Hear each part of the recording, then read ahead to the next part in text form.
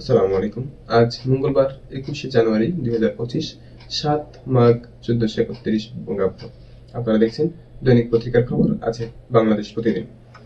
ঘোষণাপত্র নিয়ে ফেব্রুয়ারিতেই ঐক্যমত্য হবে, প্রধান উপদেষ্টার সঙ্গে বৈঠকে সমর্থন পুনর্ব্যক্ত যুক্তরাষ্ট্রের। বিচার বঞ্চিত ছিলেন গুমের শিকার ব্যক্তিরা, উপরের আদেশে বন্ধ তদন্ত। গুম সংক্রান্ত কমিশনের আংশিক রিপোর্ট প্রকাশ। বিশ্ব ক্ষমতার মঞ্চে ফের ট্রাম্প, যুক্তরাষ্ট্রের 47তম প্রেসিডেন্ট হিসেবে নিলেন শপথ।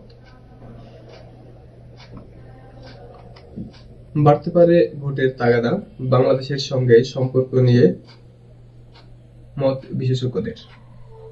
বাড়ি বাড়ি গিয়ে ভোটার তথ্য সংগ্রহ শুরু, ভোটাধিকার প্রতিষ্ঠায় নেমেছে কমিশন, বলছেন সিআইসি। বদলে যাচ্ছে পুলিশ, র্যাব, আনসারের পোশাক। দেশে অবৈধ বিদেশির সংখ্যা 33,000।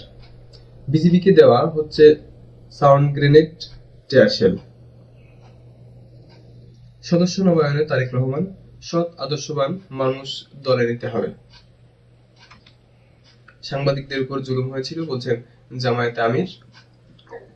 তরুণদের দলের শেষ মুহূর্তের প্রস্তুতি, আত্মপ্রকাশ সম্ভাব্য তারিখ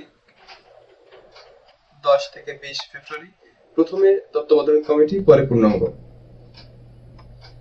মেডিকেল ভর্তি ইচ্ছুকদের বিক্ষোভ, কোটায় নির্বাচিত 193 জনের ফল স্থগিত। শিক্ষা না নিলেও আওয়ামী লীগের চেয়ে শোচনীয় গ্লানি, সাক্ষাৎকারে সৈয়দ মোহাম্মদ রেজাউল করিম। বাহারের পরিবারের অস্বাভাবিক লেনদেন 301 কোটি টাকা।